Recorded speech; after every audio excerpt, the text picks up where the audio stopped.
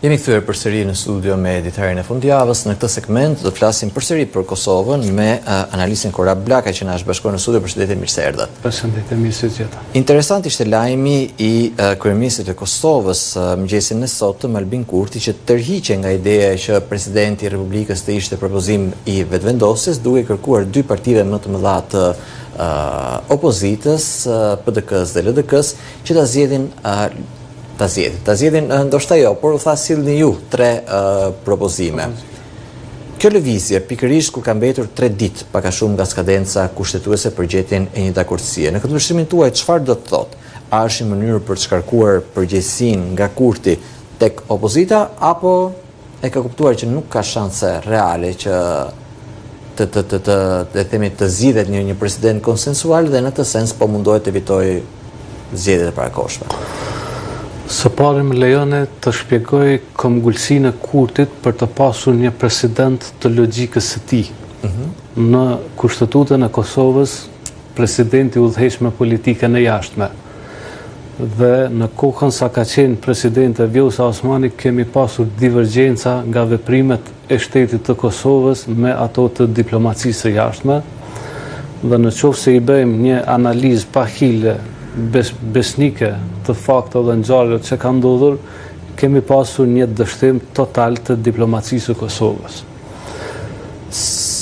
Faktet janë kokëforta, sidomos ato kur Kosova vepronte në bazë të kushtetutës, ligjeve dhe parimeve demokratike, duke shtrirë ligjshmërinë në pjesën veriore të vendit, dhe në anën tjetër kishim sanksione nga Bashkimi Evropian, i cili vjen dhe na mëson pikërisht po këto standarde demokratike dhe metodat të qeverisjes. Pra çfarë dështoj në këtë? Dështoj Kosova së brendshme me veprimet e saj, apo dështoj diplomacia? Pra kërkesa dhe këmbgulësia e Kurtit është e logjikës shtetërore në fund të fundit, sepse më mirë është të jenë politikanë të cilët e mbështesin një ide. Ato që e vepron Kosova së brendshme të transmetohet edhe jashtë. Për këtë arsye, zonja Vjosa Osmani nuk e ka kaluar testin as në syrin e popullit të Kosovës dhe as në syrin e zotit Kurti. Prandaj lindi i gjithë problemi. Dhe tani opozita e ka kuptuar këtë kërkesë dhe nevojë, e cila realisht nuk është nevojë e zotit Kurti, por është nevojë e shtetit Kosovës. Se nuk ka mundësi, domethënë, që të shkohet në administratën amerikane dhe të thuhet atyre që në qoftë se ne do të jemi në pushtet, në vend të zotit Kurti, ne do të implementojmë asociacionin, do të bëjmë këtë, do të bëjmë atje, të gjitha lëshime, domethënë, që prekin interesin kombëtar. Pra duhet të ketë një koordinim të qartë të vendimeve që Kosova i merr për të bërë shtet funksional, që edhe ato të përkthehen pastaj në diplomacinë e jashtme. Në kohën kur ka divergjenca dhe tani po të zgjidhet një president nga partitë e tjera, ne do ta kemi këtë divergjencë. Prandaj për zotin Kurti është e rëndësishme dhe nuk do ta lejoj. E dyta, më fal, tash tek pyetjet. Çka është tentimi momental me këtë propozim? Posti i kryeministrit në Kosovë është post i fuqisë ekzekutive dhe zoti Kurti ka një shumicë solide që ja garanton një pushtet 4 vjeçar, ta mbaroj pa asnjë problem. Prandaj nuk do që të shkojë në zgjedhje, sepse nuk e ka të sigurt a mund të fitojë apo nuk mund të fitojë, dhe tani bën kalkulim politik sikur që do të bën të çdo politikan. Të rrezikon të një pushtet që momentalisht e ka të garantuar, apo të shkojnë në zgjedhje, domethënë, për postin e presidentit. Por duke qenë mes dy zjarre që i duhet një president i linjës së tij dhe të shkuarit në zgjedhje, ky bën propozimin, domethënë, që për çfarë i duhet? Se ka shumë njerëz që mendojnë që realisht nuk i duhet. Mund ta kishte lëshuar më herët postin e presidentit, cili duk se ishte gatshëm të lëshonte sot. E thash sepse ka qëndrimet. Problemi, zoti Kurti ka ardhur në pushtet me kauza kombëtare, duke mbrojtur kufirin verior të Shqipërisë, asaj që ne i themi Shqipëri, domethënë vazhdojmë t'i themi kështu, duke luftuar që Kosova të mbetet shtet funksional, domethënë kundër asociacionit komuna serbe që është bën shtetin e Kosovës së brendshme, dhe ka qenë njëri i kauzave që nuk ka dashur që lufta ushtrisë lirimtare të Kosovës të gjykohet nga trupa ndërkombëtare, domethënë në stilin e një lufte jo të drejtë kriminale të tjera. Sepse këto lënë probleme shumë të serioze në tërë jetën e një populli. Për shembull,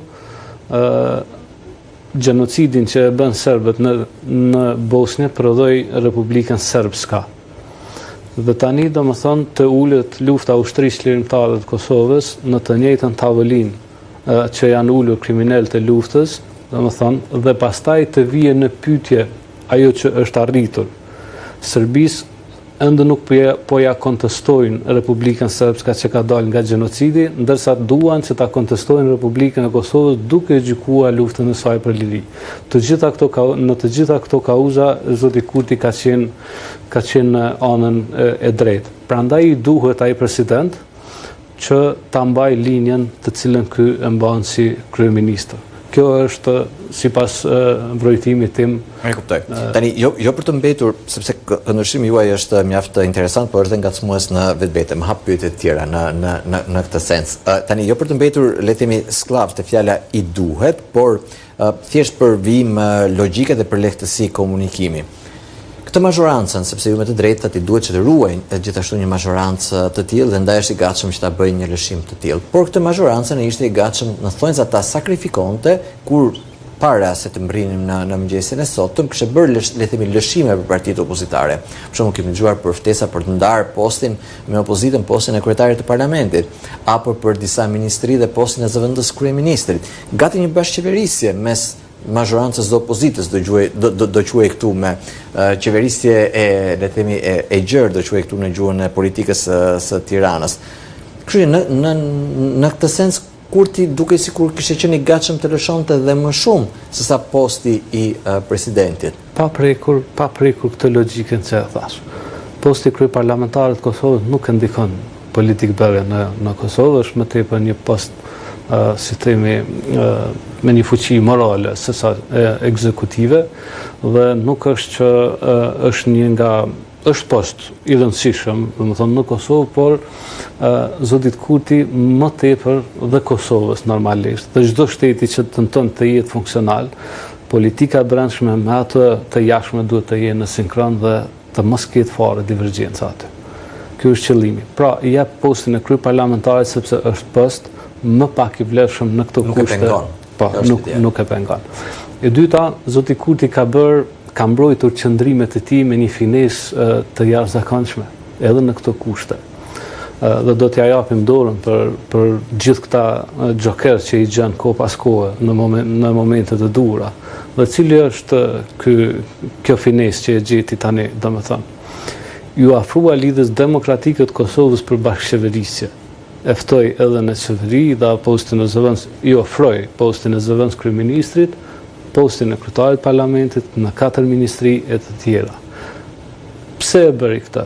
Sepse ju kujtohet në vitin 2019 ne kemi pasur një vullnet popullor të shprehur edhe përmes votës që të kishim një bashkëqeverisje të LDK-s me vetëvendosje, të cilën LDK-ja nuk e mbështeti, nuk e vazhdoi, dhe ju kujtohen ndikimet e të tjerëve, më thonë, kemi edhe deklaratat e deputetëve që zoti Grenell na shkruan të mesazhe, arzohet qeveria sot, nesër pas nesër, do të thonë edhe kësi diktati kam pasur, dhe këtë frym e pati respektuar zonja Osmani, do të thonë doli nga LDK-ja për ta respektuar këtë vullnet që ishte krijuar në popull, dhe u ndërtua qeverisja që ishte. Pra zoti Kurti tenton të qëndroj besnik kërkesës popullore që të bashkëpunojë me LDK-n, sepse në anën tjetër ai ka konsideruar armikun kryesor të kapjes së shtetit Partinë Demokratike të Kosovës. Dhe me Partinë Demokratike të Kosovës nuk do që të ketë bashkëqeverisje. Pra ka gjetur atë finesën, e ka ruajtur. Nëse do të zgjidhte dikë, thua ti, do preferonte më shumë LDK-n. Është i detyruar të shkojë nga LDK-ja, sepse tani po ta marr në bashkëqeverisje Partinë Demokratike të Kosovës, ne do t'i themi po mirë, ajo kapja e pretenduar, ajo fushata 15 vjeçare e jote që të vihesh në post, domethënë si rrezohet kaq lehtë do të bashkëpunon domethënë tani me këta politikanë që janë përsëri të njëjtë. Rrim pak te kjo ideja e bashkëverisjes. Pse? Kuptojmë tani anën tjetër të medaljes. Pse LDK për shembull e refuzon një ofertë të tillë? Është e kapur. Çfarë do të thotë është e kapur? Është e kapur. Vendimarrja për LDK-n kryhet në salla të tjera, jo aty ku duhet. Për një teleshikues nga Shqipëria që ndoshta nuk e kupton çfarë i referoheni ju. Kjo është problem i cili është në nivel kombëtar. Për shkak se kemi pasur politikan mediokr, kohë pas kohe, të ardhur dhe të ndihmuar për të ardhur në skenë nga ajo që quhet fuqi e butë, që në gjuhën shqipe do të thotë njerëz të agjendave të tjera, përveç idesë ose agjendës kombëtare që kanë shqiptarët. Prandaj domethënë përfundon partia e cila e ka formuar, e ka drejtuar kombin në vitet më të vështira të jetës së saj në Kosovë drejt lirisë dhe pavarësisë, përfundon me një udhëheqës të tillë si zoti Abdi Xhiku, që e ka të cënueshëm territorin e Republikës. Ka deklarata konkrete ku thotë që në qoftë se na vije një diktat dhe dikush na thotë që veriu nuk është i Kosovës, atëherë nuk do të jetë i Kosovës. Pra, pse përfundoi LDK-ja me kësi njerëz në kokë? Ka qenë një projekt për ta zhbërë atë si parti, për t'ia minuar rezultatin. Dhe tani, domethënë, këtë vendimarrje krijon dikush tjetër dhe ky zotëria është vetëm një zëdhënës që nuk guxon, domethënë, të bëj diçka tjetër nga urdhat që i ka, dhe këto zyra vendimarrëse, domethënë, janë qoftë nga në zyrat e firmave private, të oligarkëve të lidhur me shtete tjera, që është shumë e rëndësishme ta potencojmë këtë. Kemi në Kosovë biznesmen shumë të fuqishëm që janë krijuar duke u ndihmuar nga shtetet të tjera dhe tani ata përpiqen me çdo kusht ta ndikojnë vendimarrjen. Prandaj Abdi Xhiku është një pragmatizmi të thjeshtë politik. Nëse kryetarit të LDK-s, kushdo që të jetë ai, i ofrohet posti i zëvendës kryeministrit dhe disa ministri, nga një shumicë që i ka të gjitha numrat në parlament që qeverisë dhe vetme, ai kryetari i LDK-s, kushdo që të jetë ai, e di shumë mirë që do të jetë aty një rol kukulle. Sot mund të jetë biles, nesër mund mos jetë. Sot mund ta bëjnë pjesë e qeverisë, nesër mund edhe ta largojnë, ose nëse lënë aty për të respektuar paktin dhe marrëveshjen politike, do të jetë aty pas një vlerë, pa mundur që të influencoj. Do thotë jam në qeverisje, duke marrë vetëm kostot e qeverisjes, po pa mundur të bëj diçka. Kështu që në këtë sens, kushdo që të ishte në vend të kryetarit të LDK-s, a nuk do të ishte deri diku i mirë kuptuar pse po refuzon këtë ofertë? Kjo analizë juaja ka kuptim për shkak se ne kemi ndërtuar shtetet tona si organizata të cilat i shohim si organizata për të cilat duhet përfituar.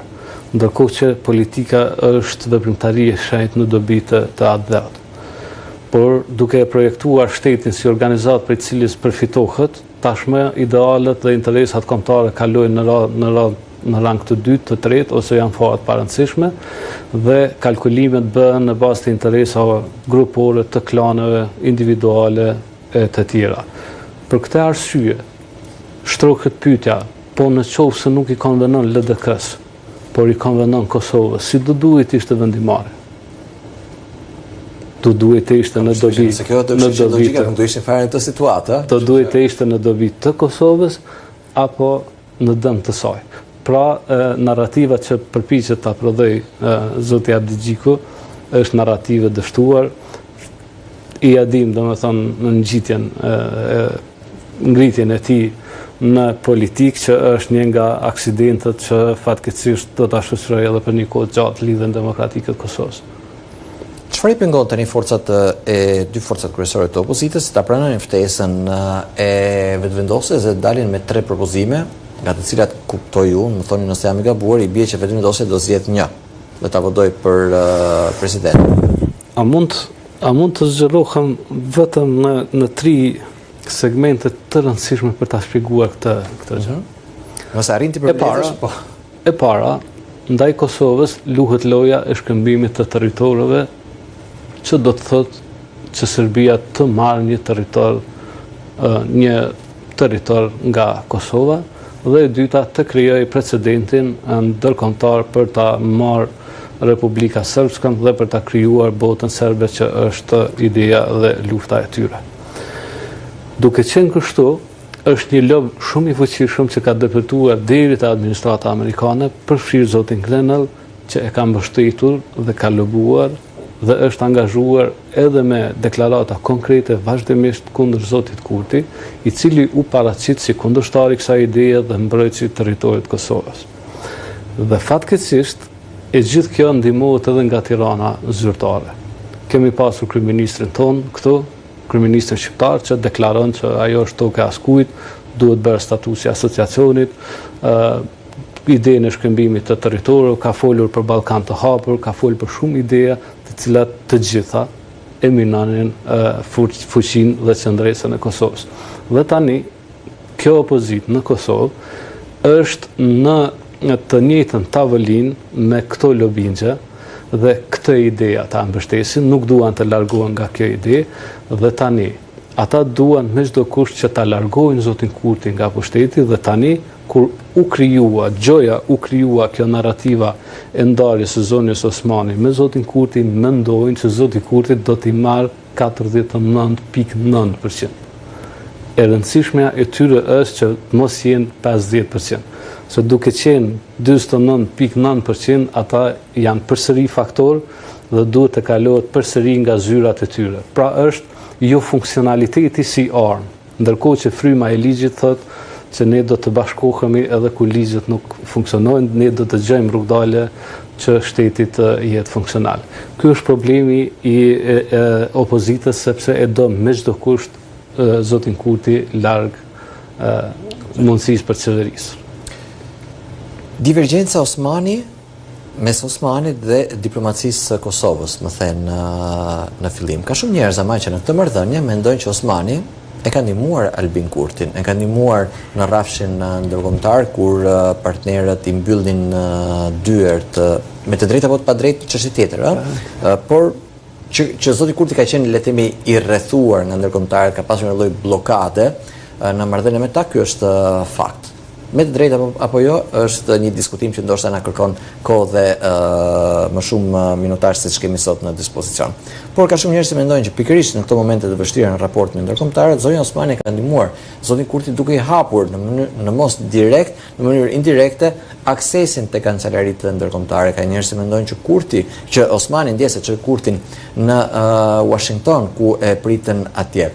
Tani unë nuk di të marrë përsipër të them se sa realisht është kështu, por i dëgjoj të gjitha këto si element që përshkruajnë këtë marrëdhënien mes Vjos Osmanit dhe Albin Kurtit, që si çdo marrëdhënie edhe brenda politikës dhe jashtë politikës, normal që nuk është gjithmonë fjoll, ka momentet e larta dhe momentet e ulta të saj, por Vjos Osmani u duk sikur pas zgjedhjeve të 28 dhjetorit e tha gati troç, domethënë që të dash atë që të duhej, datën e zgjedhjeve në momentin që ishte më i volitshëm për ty, por në këmbim pres diçka, që ishte rikandidimi.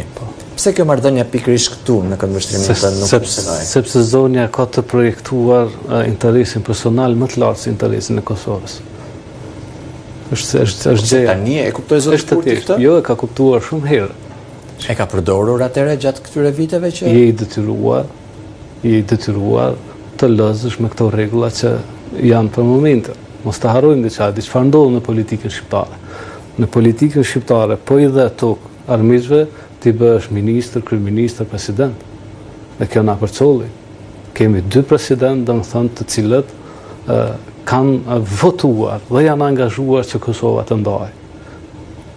Nuk është paradoks i vogël kjo. Kjo përsëritet në Shqipëri. Ende kemi të paqartë çështjen e detit, zotin Hoxha si akter në marrëveshjen e detit. Si ka mundësi kur gjërat janë të paqarta, tani shkom e ngrisim në një pozicion politik kaq të rëndësishëm përsëri. Mos vallë ne kemi shpërblimin për veprat antikombëtare, domethënë si model politikës për të inkurajuar ata të tjerë që jashtë Ferit Hoxhës. Po pra. Ishte të marrëveshja e detit me Greqinë. A kupton? E kem edhe tjetrën, domethënë rastin e demarkacionit me Malin e Zi. U bë kryeministër për shkak se pranoi që demarkacionit kaloi, ndërkohë që mbi 8200 hektar tokë të Kosovës ju kaluan Mali i Zi përgjithmonë. Këto janë probleme serioze.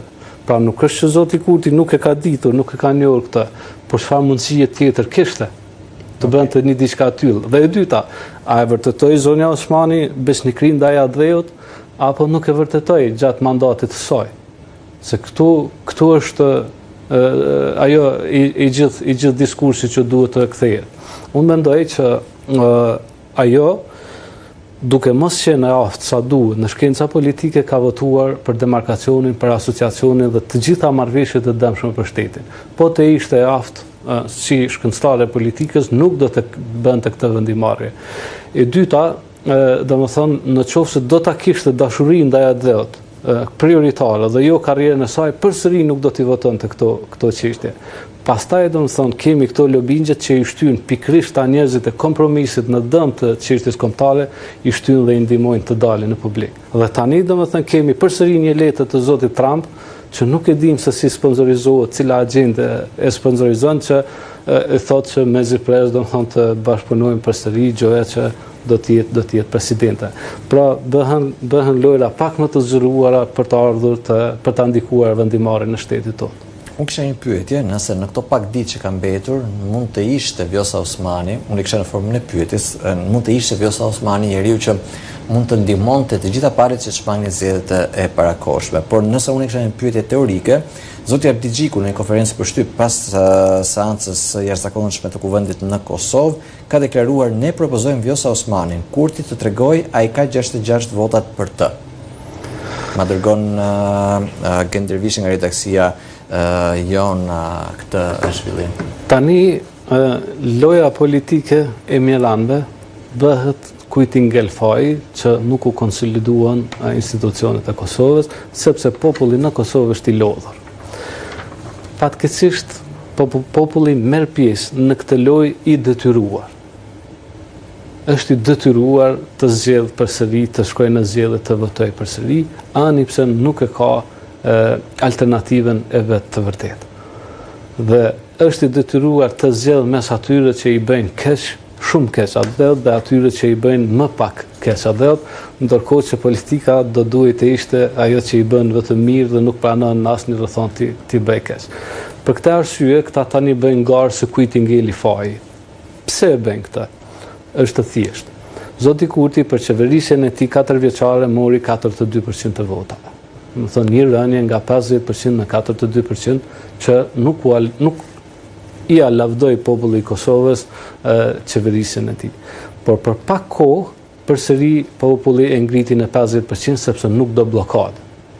Populli për qeverisje e dënoi, por i dënoi edhe të tjerët për blokadë. Pra, populli po tenton të zgjedhë mes asaj të keqe e cila është më e vogël. Dhe këta që janë për mendimin tim, domethënë duhet kursejem se po futem në odat të gjithë shqiptarëve, por këta janë politikanë mediokër. Ja sa kuptoj ti shikon të pamundur gjetjen e dakordësie në këto 3 ditë? Po. Domethënë shkojmë drejt zgjedhjeve të parakohshme? Le të shkojmë drejt zgjedhjeve të parakohshme, po pyetja serioze që ngritet dhe nëse shkojmë në zgjedhje dhe nëse zgjedhim president. Çfarë ndryshon për Kosovën? Çfarë bëhet mirë? Çfarë do të prodhoj? Unë kam shumë kohë që e bëj këtë pyetje. Ky është problemi. Shikon, nuk mund të prodhosh me rregullat e njëjta, me klasën e njëjtë politike që ta zgjedh dikush tjetër, që zgjidhen përmes OEC-ve, që vijnë përmes showve televizive, që nuk janë nga betejat për drejtat e popullit, nuk janë fare tribun popullor. E kemi mbushur parlamentin me këngëtarë, me sportistë. Do të thonë që nuk din mirë të shkruajnë, të flasin gjuhën shqipe. Nuk e njohin Kosovën jashtë Prishtinës. Nuk i njohin fshatrat e Kosovës. Po ti thuash, do të thonë që të vi nga Prishtina në në Istog, nuk është në gjendje të udhëtoj pa ndihmën e navigacionit. Dhe çfarë deputeti është ky që nuk e njeh Adheun e vet. Pra problemi është çfarë prodhohet me këtë lojë politike, me këto rregulla politike dhe me këta politikan, përveç se pengesë e vazhdueshme edhe në tarme. Do se mundojmë gjithmonë ta mbyll me një notë pozitive, edhe në këtë segment ka nota pozitive. Ka nota pozitive. Nota pozitive është për mendimin tim, nota pozitive është që sistemi jon politik po kolapson dhe shoqëria kosovare do të riformatohet së shpejti me një reformatim të përgjithshëm. Dhe shpresoj që të dalin në skenë katalizator djem nga Gjiri i Popullit dhe vajza të ndershëm nga Gjiri i Popullit që ta ndihmojnë këtë, sepse faza e fundit është delegjtimimi i institucioneve dhe këta politikan të mirë ja kanë shkaktuar këtë delegjtimim të institucioneve, ndërkohë që populli i Kosovës nuk pranon që të mos ketë shtet funksional. E kuptoj. Kurab Blakaj, nuk më mbetet veç se të falenderoj për gjithë kohën që na dedikove sot dhe analizën që solle në ekranin ton. Shumë faleminderit, shpresoj të kemi përsëri të ftuar. Faleminderit a ju. Në këto minuta që kanë mbetur për ditërin e fundjavës për ditën e sotme, në fakt do të dedikojmë përsëri politikës sonë të brendshme. Kryetari i Partisë Republikane, Fatmir Metiu, në një intervistë dhënë gazetarit Anesi Bariamejmaj, pikërisht për ditërin e fundjavës, ka komentuar marrëveshjen e arritur mes Partisë Demokratike LZK-s